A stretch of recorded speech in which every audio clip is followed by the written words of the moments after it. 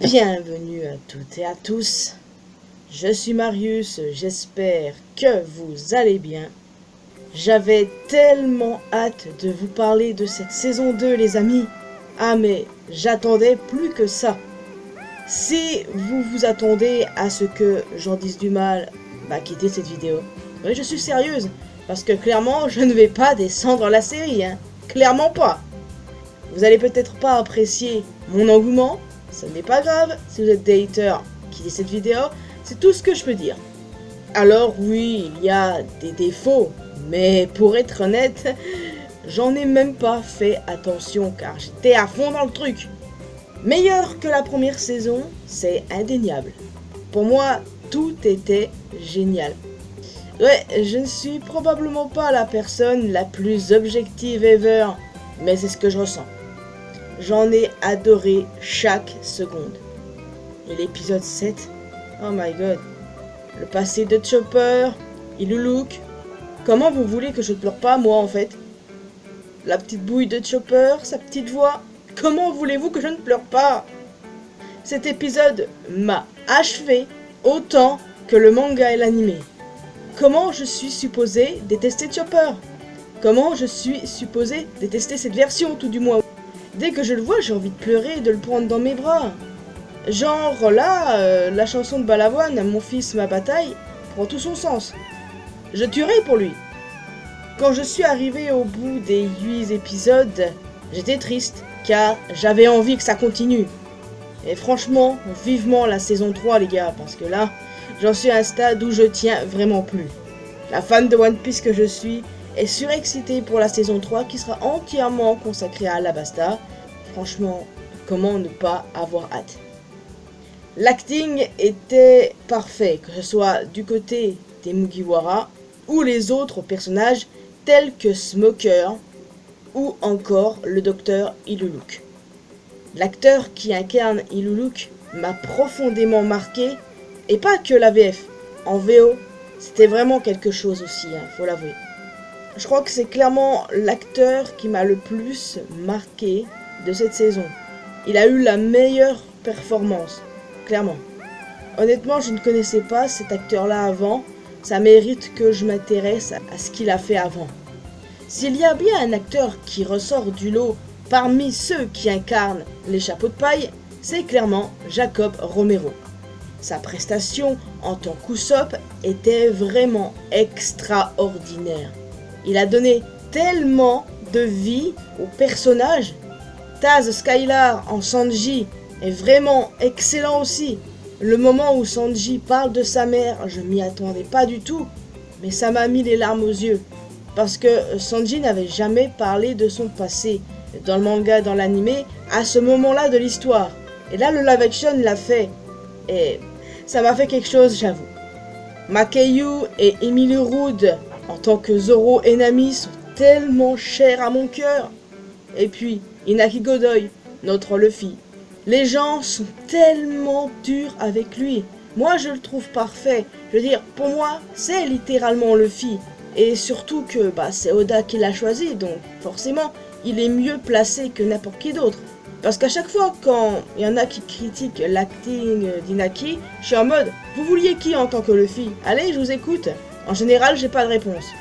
J'ai beaucoup aussi aimé Charitra Chandran en Vivi, Lyra Abova en Nico Robin. Non, franchement, pour moi, le casting est masterclass, vraiment masterclass. Je l'ai répété je ne sais combien de fois, parce que je vous ai souvent partagé sur YouTube, entre autres, les news du casting de la saison 2. Et à chaque fois, j'étais en mode, ouais, le casting, en fait, c'est un sans faute. Et clairement, pourvu que ça continue ainsi. Et puis la VF, personnellement, je l'ai trouvé vraiment top. La VF de Wapol, c'est Cartman dans South Park. Et aussi Nicolas Newman dans Les Feux de l'amour. Ouais, voilà, c'est juste une rêve comme ça. Honnêtement, je n'ai rien à dire de négatif concernant l'acting, le doublage. Non, pour moi, c'était parfait à ce niveau-là. Comme dans la première saison, il y a des différences avec le manga. Et là encore, ce n'est pas spécialement dérangeant, bien au contraire.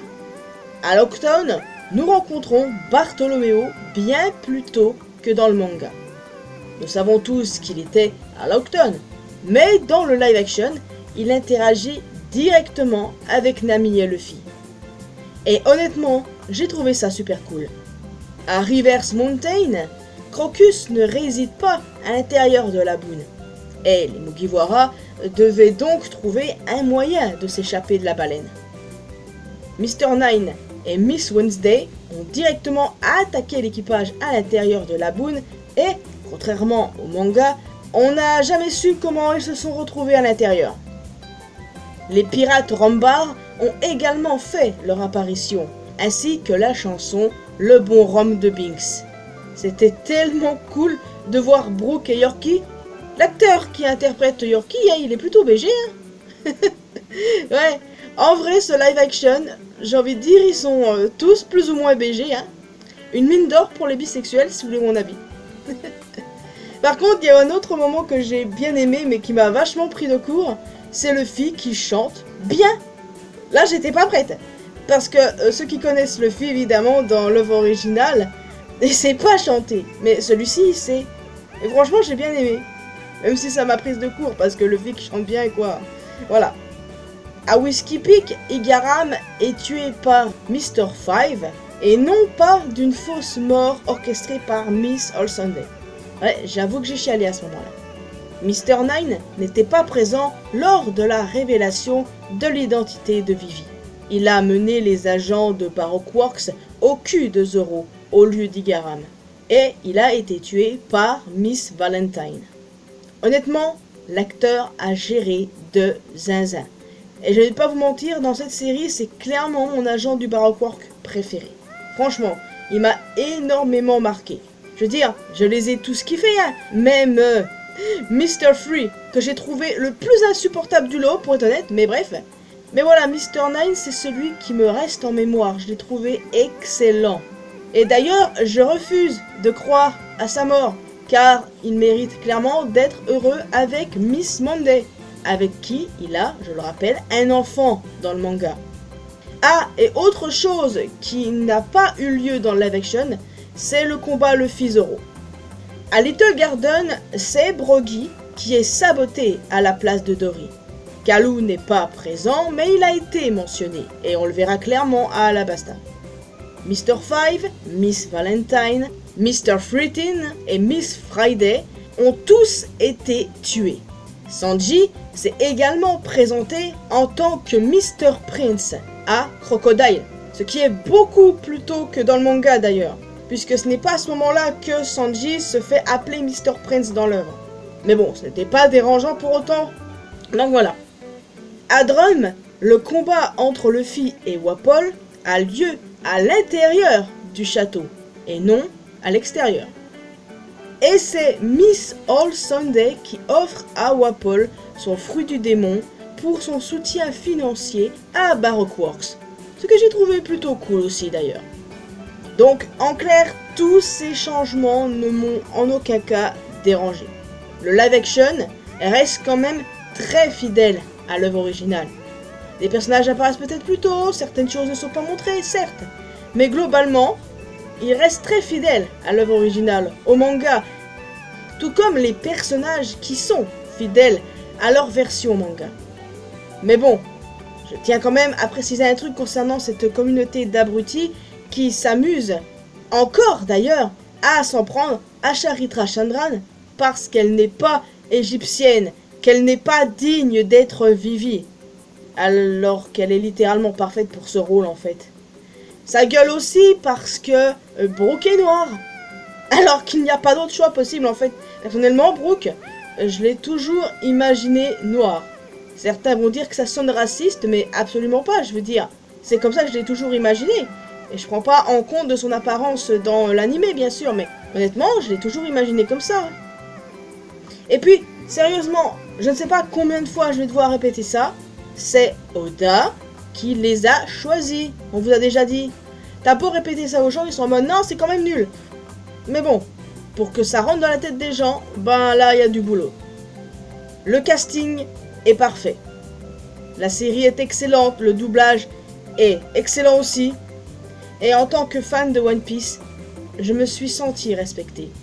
Je ne pouvais pas espérer mieux. Et croyez-moi, c'est mon avis en toute objectivité. je le précise. Certains diront que non, mais Balek. Non, non, je suis très sérieuse. C'est vrai que je suis extrêmement fangirl sur les bords, mais c'est vraiment le ressenti que j'ai. J'ai rien de négatif à dire concernant cette série, absolument rien. C'est juste que je peux comprendre certaines critiques qui sont légitimes aux yeux des autres, mais moi, je suis objective en vous disant là tout de suite que j'ai adoré cette série. Maintenant, on va parler des haters. Ouais, on est obligé de passer par là, je suis désolé. Si vous avez regardé la série et que vous n'avez pas aimé, que vous soyez fan de One Piece ou non, votre avis se respecte, pas de souci, parce que vous avez regardé. Mais si vous vous permettez de critiquer alors que vous ne l'avez même pas regardé et que vous vous fiez à de simples petits extraits sur les réseaux sociaux, tout en osant comparer avec cette merde de Dragon Ball Evolution, vous n'avez pas le droit à la parole, tout simplement. Critiquer un truc que vous n'aimez pas, ne regardez pas, ça c'est un truc qui m'énerve, vraiment. Ça m'énerve de ouf, vous pouvez pas savoir à quel point. Genre, t'aimes pas un truc, pourquoi tu t'infliges à regarder? Oui, juste pour critiquer. D'ailleurs, il y a aussi ceux-là aussi qui m'énervent. Ceux qui ne connaissent rien, mais qui regardent quand même pour pouvoir critiquer ensuite derrière. Il y en a beaucoup des comme ça, et je les respecte pas non plus. Ceux qui ont regardé parce qu'ils aiment One Piece ou juste parce qu'ils sont curieux mais qui n'ont pas aimé, leur avis est plus respectable que ceux-là. Clairement. Si vous regardez juste pour critiquer après, pour dire de la merde, pour faire des comparaisons de merde, c'est bon, retournez dormir. Hein. Sans déconner. Les haters de One Piece, franchement, ce sont de vrais plays. Hein, je vous jure. En ce moment, je ne vois que ça sur les réseaux sociaux et ça critique pas que le live action, bien sûr. Ça critique les chapitres actuels, l'arc actuel. Ah, ça m'énerve. Ah, je vous jure, ça m'énerve. Tout ce que j'ai à dire, c'est que pour moi, ils n'ont pas le droit à la parole parce qu'ils sont juste là pour déverser leur haine. Ils sont pas légitimes. Il ferait mieux de retourner dormir, d'aller toucher de l'herbe. Il fait beau. Il fait nuit super tard maintenant, donc ils peuvent rester dehors autant de temps qu'ils veulent. Mais non, il faut qu'ils déversent leur haine sur les réseaux sociaux. Évidemment. Enfin bon. J'ai adoré cette saison et j'ai tellement hâte de voir la 3e, bordel. Vu que la 3e a commencé depuis novembre 2025, on l'aura très probablement plus vite que prévu. On l'espère pour l'année prochaine en tout cas. Je croise fort les doigts et j'espère que ça va se faire. J'ai tellement hâte de voir Ace et Bonchan. L'arc Alabasta, les gars. C'est dans ce genre de moment que je suis ultra heureuse d'être fan de One Piece. J'ai tellement kiffé. Dory et Brogy qui mentionnent Nika, Roger qui mentionne God Valley. Voilà, c'est vraiment des trucs que j'ai aimé dans cette série en fait en tant que fan de One Piece, mais j'étais vraiment trop bien. Et puis ceux qui n'ont pas pleuré devant l'épisode 7, bon j'avoue je les comprends pas, hein, parce que c'est le meilleur épisode, le plus triste. Et là quand Ilulu qui dit ne lui faites pas de mal, c'est mon fils, ça m'a détruit. Ouais, vraiment, ça m'a détruit.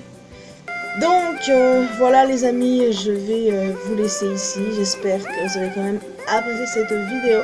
Qu'avez-vous pensé de cette saison 2? Quel épisode avez-vous le plus préféré? Qu'est-ce que vous avez le plus aimé, le moins aimé? Qu'est-ce qui vous a le plus dérangé éventuellement? Vous en faites pas, hein. Si vous avez des trucs négatifs à dire, je vais pas mal le prendre. C'est pas parce que moi j'ai adoré, que je n'ai absolument rien de négatif à dire, que je vais pas vous écouter et prendre en compte vos avis. Au contraire, vous avez le droit de vous donner votre avis. Sauf si vous faites partie des gens qui sont juste là pour critiquer et raconter de la merde. Si vous êtes de ceux-là, next.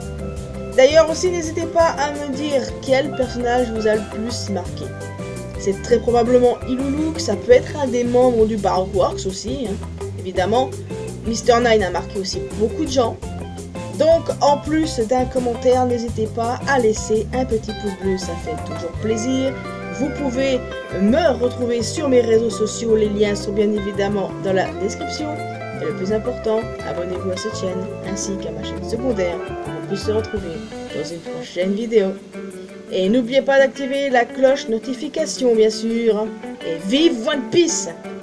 Bye bye!